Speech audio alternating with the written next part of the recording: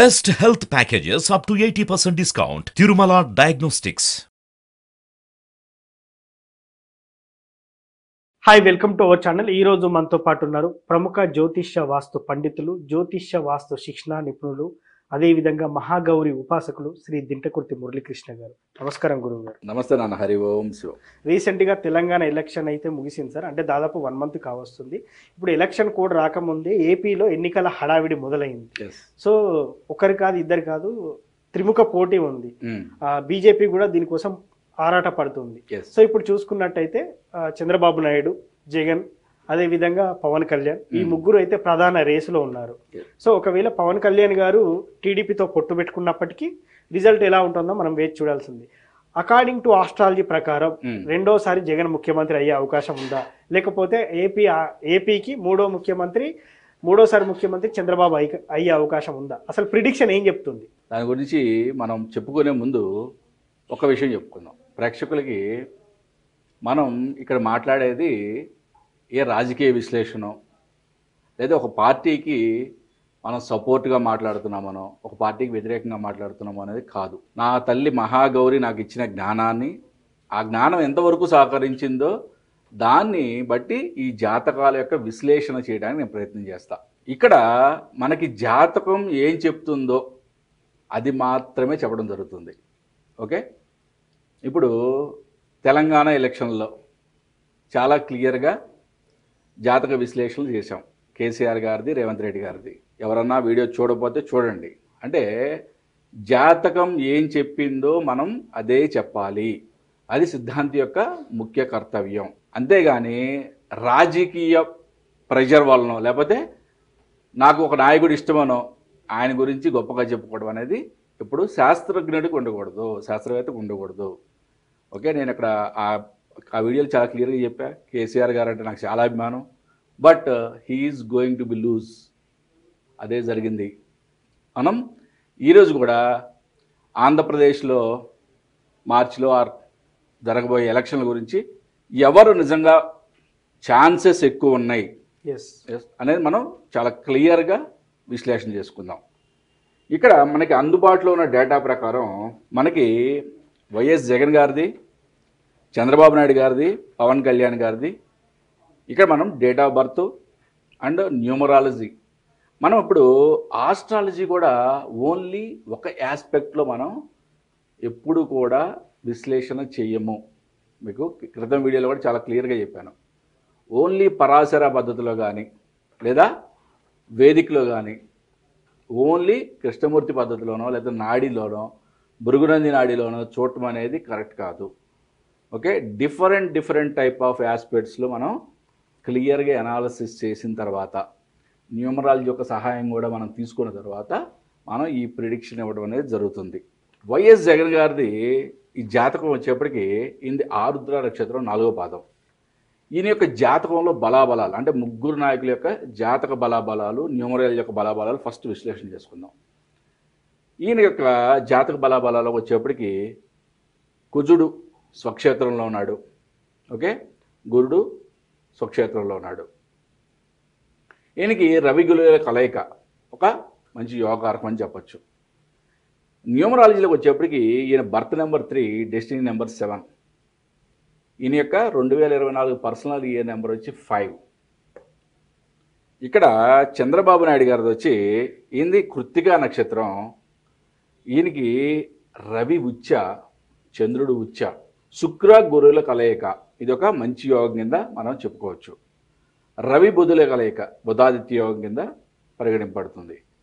ఇక్కడ కుజ కేతువుల కలయిక ఇంటూ మార్కొట్టం. ఎందుకంటే అది దాన్ని భస్మాసుర యోగం అంటాం. అంటే ఒక్కొక్కసారి బాబుగారు ఆయన చేసే తప్పులు ఆయనకే భస్మం అయిపోతూ ఉంటాడు అన్నమాట. అటువంటి ఆయన జీవితంలో చాలా జరిగినాయి మనకి కనబడుతూనే ఉంటుంది. ఆయన యొక్క బర్త్ నెంబర్ వచ్చి 2, డెస్టినీ నెంబర్ వచ్చి 3. ఆయన యొక్క పర్సనల్ ఇయర్ నెంబర్ అంటే 2024 పర్సనల్ ఇయర్ నెంబర్ వచ్చి 5. అంటే ఈ పర్సనల్ ఇయర్ ప్రకారం వీళ్ళిద్దరికీ కూడా సమ ఉజ్జీలుగా ఉన్నాయి, అంటే ఈక్వల్గా ఉన్నాయి. న్యూమరాలజీ ప్రకారం పోటాపోటీగా ఈక్వల్గా ఉన్నాయి. పవన్ కళ్యాణ్ గారి జాతకం దగ్గరికి వద్దాం. ఈయనది వచ్చి ఉత్తరాషాఢ 3వ పాదం. ఈయనకి కుజుడు ఉచ్చ, రవి స్వక్షేత్రంలో ఉన్నాడు. రవి బుధుల కలయిక బుధాదిత్య యోగం, చంద్రుడు కుజుడు యొక్క చంద్రమంగళ యోగం, చాలా యోగకారకమైన జాతకం ఉంది. ఈయనది వచ్చి బర్త్ నెంబర్ 2, డెస్టినీ నెంబర్ కూడా 2, 2 and 2 కూడా అంటాం. ఇది పర్సనల్ ఇయర్ నెంబర్ వచ్చి 1. అంటే ఇప్పుడు ముగ్గురు నాయకుల్లో ఫస్ట్ మనం న్యూమరాలజీలో చూసుకుంటే పవన్ కళ్యాణ్ గారికి కొంచెం ఎక్కువ మార్కులు ఉన్నాయి. ఓకే ఓకే చంద్రబాబు నాయుడు గారికి అండ్ వైఎస్ జగన్ గారికి ఈక్వల్ మార్క్స్ ఉన్నాయి. నెక్స్ట్ మనం ఆస్ట్రాలజీ ప్రిడిక్షన్లో వద్దాం. ఆస్ట్రాలజీ ప్రిడిక్షన్లోకి వచ్చేప్పటికి మనకి గోచారం అనేది చాలా ఇంపార్టెంట్. ప్రజెంట్ ఇప్పుడు నడిచే ఏ గ్రహాల యొక్క గోచారం అనేది ఎక్కడెక్కడ ఉన్నాయి, ఆ స్థానాల యొక్క ప్రభావం అంటే జన్మజాతకం మీద ఎటువంటి ప్రభావం ఉంది అనేది చాలా చాలా ఇంపార్టెంట్ కదా. మరి గోచారంలో మొత్తం 9 గ్రహాలు తీసుకోవాలా లేదు కదా. పెద్ద గ్రహాలు ఏవైతే ఉన్నాయో వాటి యొక్క ప్రభావం ఈ జాతకం మీద, ఈ జాతకుడి యొక్క జాతకం మీద ఎలా ఉంది అనేది మనం పరిశీలన చేద్దాం. అంటే ప్రజెంట్ మేషంలో గురువు ఉంది, ఓకే మీనంలో రాహు ఉంది, ఓకే కుంభంలో శని. అంటే ఈ 3 గ్రహాలు పెద్ద గ్రహాలు అన్నమాట. ఎప్పుడు కూడా గోచార ఫలితాలు చూసేప్పుడు శని గురు రాహుల యొక్క గోచారాన్ని బట్టి మనం వాళ్ళ యొక్క ప్రిడిక్షన్స్ గోచార ఫలాలు చెప్పడం అనేది జరుగుతుంది. మనం ఇంతకుముందు చేసిన వీడియోలో కూడా చాలా క్లియర్గా 30 అక్టోబర్ వరకు గురు రాహువుల యొక్క కలయిక అంటే చంద్రబాబు నాయుడు జాతకంలో రవి బుధుల మీద గురు రాహువుల కలయిక ఉంది. 30 నైటు రాహువు మీనంలోకి ప్రవేశించాడు. మనం ఆ చెప్పిన వీడియోలో ఏం చెప్పాం, 31 అక్టోబర్ నుంచి 12 నవంబర్ లోపు ఆయనకి బెయిల్ వచ్చే ఛాన్సెస్ ఉన్నాయి అని చెప్పాం కదా.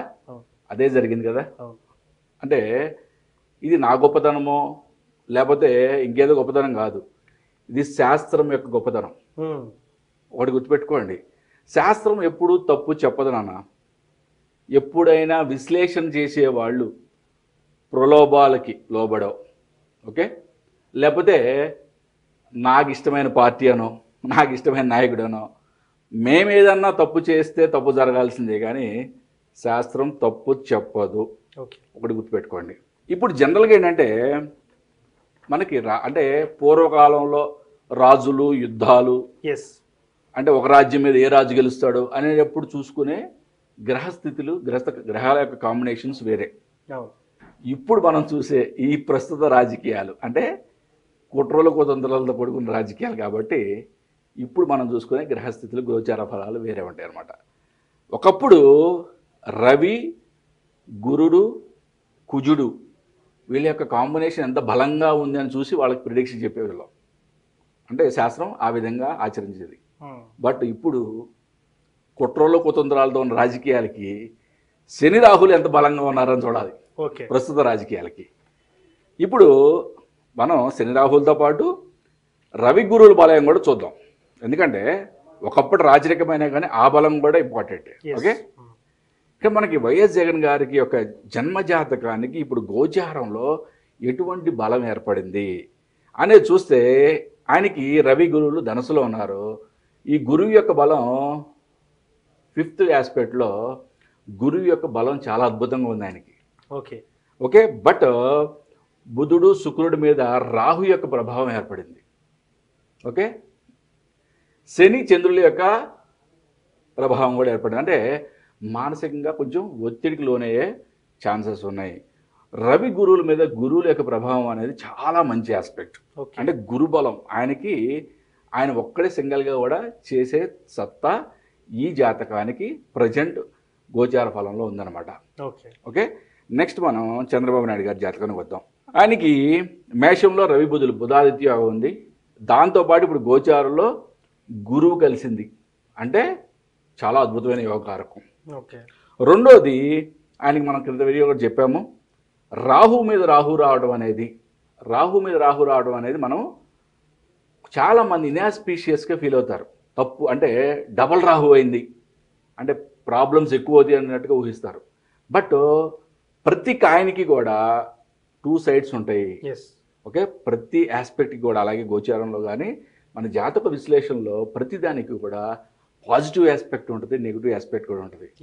రాహు కలవడం అనేది ఇనాస్పియస్ కొంతవరకు కరెక్టే, కానీ ఆస్పిరేషన్ మోడ్లోకి వచ్చేటప్పటికి ఆయన యొక్క శత్రు విజయం అనేది చెప్పొచ్చు అనమాట. ఆయన ముందు శత్రువు నిలబడటం అనేది కష్టం.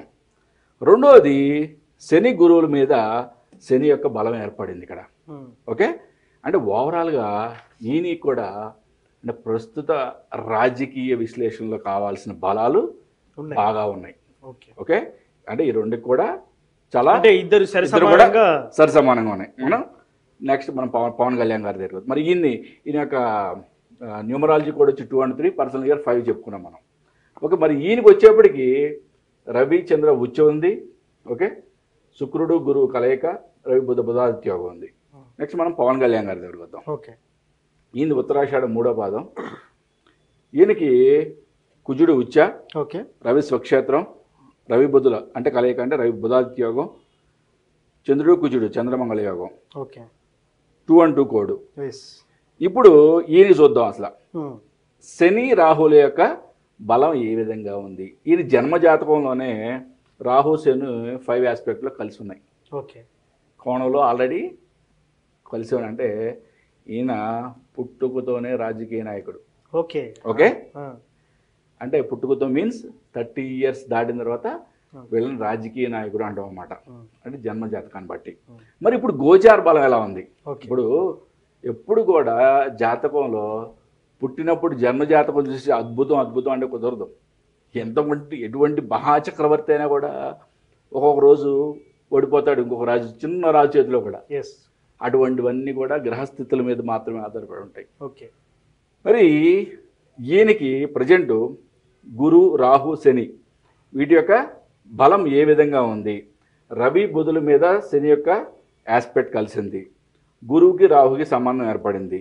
ఓకే, ఈ విధంగా రవి బుధులకి గురువు యొక్క బలం కూడా ఏర్పడింది. ఓకే, అంటే రాజకీయంగా ఈయనకి కూడా ఇప్పుడు చాలా గట్టి పొజిషన్ ఉంది. ఓకే, మరి వీళ్ళిద్దరు పొత్తులో ఉన్నారు కదా. ఇక్కడ ట్విస్ట్ ఏంటంటే వీళ్ళిద్దరు పొత్తులో ఉన్నారు.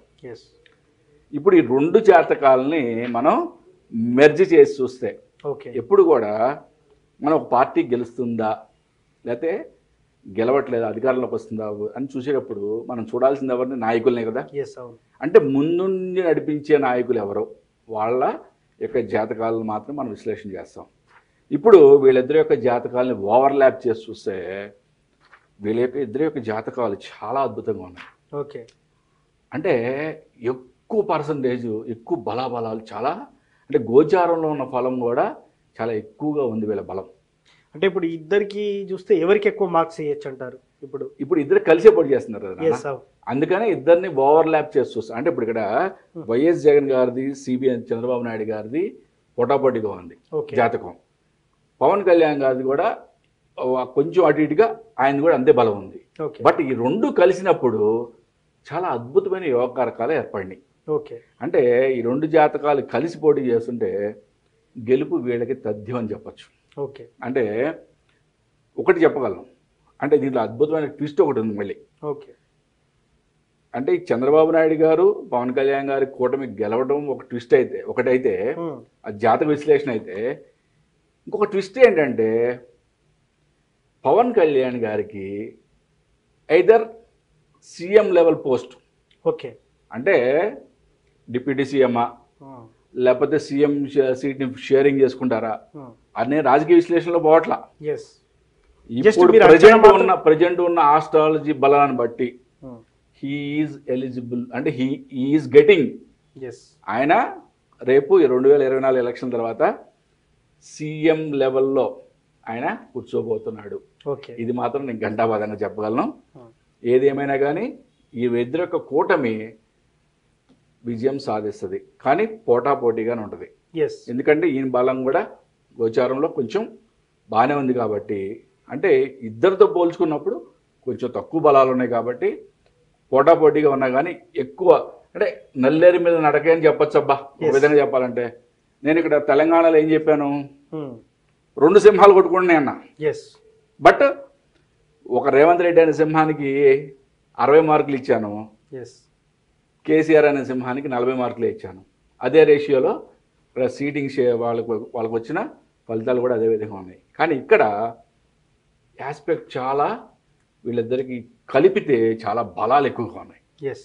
అంటే వీళ్ళిద్దరి యొక్క విజయం చాలా ఈజీ అని చెప్పచ్చు. సో ఫైనల్లీ మాత్రం ఈ ముగ్గురి అంచనాల ప్రకారం ఎస్, వీళ్ళిద్దరికి ఎక్కువ మెజారిటీ ఉంది, సిబిఎన్ అండ్ పవన్ కళ్యాణ్కి ఎక్కువ Exactly, మెజారిటీ ఉంది, exactly. కూటమి అనేది వర్కౌట్ అయ్యే ఛాన్స్ ఉందని మీరు చెప్తారు. సో ఇది ఈ ప్రిడిక్షన్ ఎప్పటి వరకు వర్తిస్తుంది అంటే ఇప్పుడు ఏప్రిల్ లోపల ఎలక్షన్స్ అయితే ఈ ప్రిడిక్షన్ వర్తిస్తుందా లేకపోతే ఈ సంవత్సరం మొత్తానికి కూడా వర్తిస్తుందా? ఎగ్జాక్ట్లీ నాన్న, ఇది మంచి క్వశ్చన్ అడిగావు.